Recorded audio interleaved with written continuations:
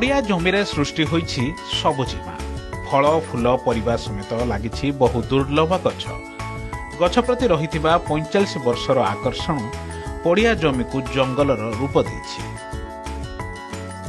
निज चारिपाख जमी को गछ बोझे करिथिबा व्यतिक्रम व्यक्तित्व हेउछन्ति नवरंगपुर जिला उमरकोट ब्लॉक बड़कुमारी गाँवर सेवानिवृत्त शिक्षक रवीन्द्रनाथ हालदार। रवीन्द्रनाथ 1975 मसीहारू गछ प्रेम बंधा पंचम श्रेणी रे पढ़ुथिबा समयरू से वृक्षरोपण प्रति आकर्षित होइछन्ति। खाली जगह देखिले से खोजी लोड़ी आनिथिबा चारा वृक्षटीए लगाई तार जत्न नियंती। निजर घरबाड़ी हेउ कि चाष जमी सबुठी से सृष्टि करिछन्ति गछर गहली।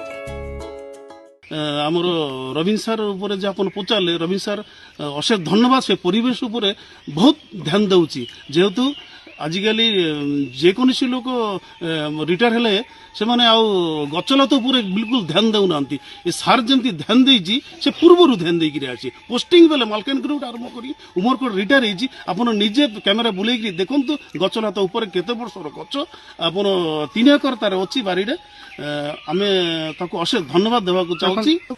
रवीन्द्रनाथ को बाड़ी रे रहिछि गुआ नड़िया कदली पणस सांगकू पद्म पोखरी लागिछि चंपा चंदन लिचु अँला सांगकू जामु शताधिक प्रजातिर देशी और विदेशी गछरे बोझे होइछि बाड़ी। गोलमरीच लवंग गुजराती डालचिन तेजपत्र शतावरी गुड़मारी भली मसला और औषधीय लता गुल्मर समाहार देखा मिलुछि।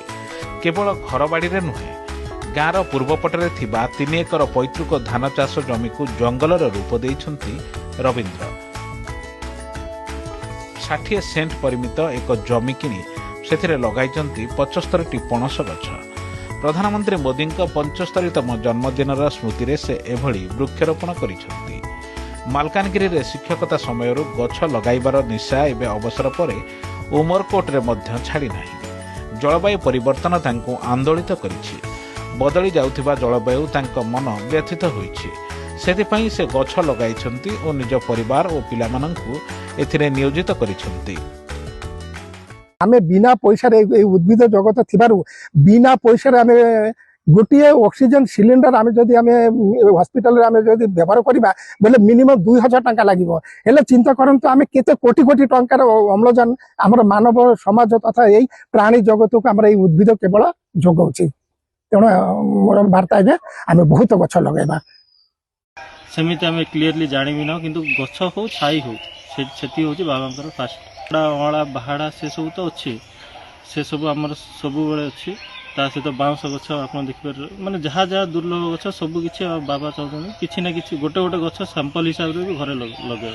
आमर आउ गोटे अच्छी जमीटे जोटा खाली जमी थिला सेठी आम बाबा पूरा वृक्षरोपण कर जंगल भाया कर सब प्रकार जंगल जातीय गछ से लगे अर्जुन गछ आरंभ कर सागवान गछ। रवीन्द्रनाथ हालदार उद्यम हसी उठी गाँ परिवेश गछलतार भरी उठी प्रकृति। आगामी पीढ़ी तैयारी होइछि गछ मनीषक अनन्य कहानी। उमरकोटरू संतोष पात्रଙ୍କ रिपोर्ट अर्गस न्यूज।